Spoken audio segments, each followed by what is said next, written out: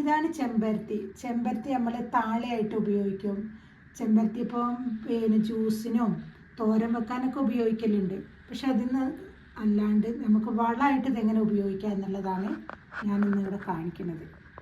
ചെമ്പരത്തി എല്ലാം അതേപോലെ തന്നെ കട്ട് ചെയ്തെടുക്കാം.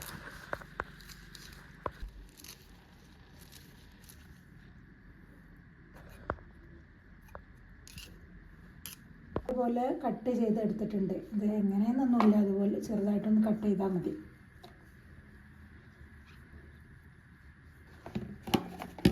ഇത് തലേ ദിവസത്തെ കഞ്ഞിവെള്ളമാണ്.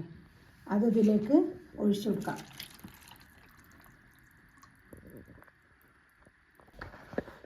കഞ്ഞിവെള്ളവും ചെമ്പരത്തിയൊക്കെ എല്ലാ വീട്ടിലും കിട്ടുന്നതാണ്. ഇത് വെച്ചിട്ട് ആണ് ഈ അടിപൊളി വളം ഉണ്ടാക്കുന്നത്. ഇനി ഇതിലേക്ക് ചായപ്പൊടിയാണ് ഇട്ട് കൊടുക്കുന്നത്.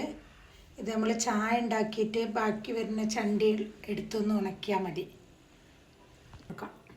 ഇത് തലേ ദിവസത്തെ കഞ്ഞിവെള്ളം ആയതുകൊണ്ട് തന്നെ നല്ല കട്ടിയുള്ള കഞ്ഞിവെള്ളമാണ്. ഇനി അന്നത്തെ ദിവസമാണെങ്കിലും കുഴപ്പമൊന്നുമില്ല. അതെന്തായാലും നമുക്കൊരു ദിവസം മാറ്റി വെക്കണം.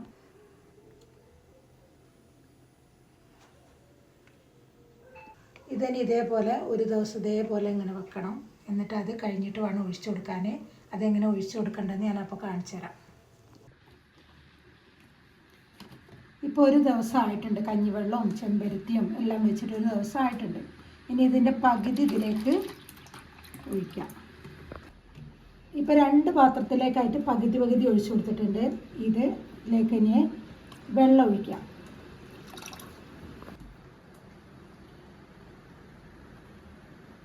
ഇപ്പോൾ പകുതി ആക്കി വെച്ചതിൽ മുഴുവനായിട്ട് വെള്ളം ഒഴിച്ചു കൊടുത്തിട്ടുണ്ട്.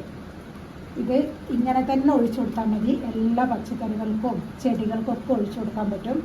പക്ഷേ ഇപ്പോൾ ഞാനിത് ഒഴിക്കാന്ന് വെച്ചാൽ ഇവിടെ നല്ല മഴ പെയ്യാണ്.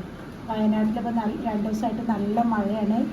അത് കാരണം ഇത് ഒഴിച്ചു കൊടുക്കുമ്പോൾ ഞാൻ കാണിച്ചു തരുന്നുണ്ട്. ഇപ്പോൾ ഇത് വളം ഉണ്ടാക്കി വെക്കുന്നേ ഉള്ളൂ. ഒഴിച്ചു കൊടുക്കാനുള്ള ഒരു നിവൃത്തിയുള്ളൂ. കാരണം മഴ പെയ്യുമ്പോൾ ഇത് ഒഴിച്ചിട്ടുണ്ടെങ്കിൽ ആ വെള്ളത്തിലങ്ങ് പോവുകയുള്ളൂ. നല്ല മഴ പെയ്യുന്നുണ്ട്. ഇന്നലെ എല്ലാവരും അറിഞ്ഞിട്ടുണ്ടാവും.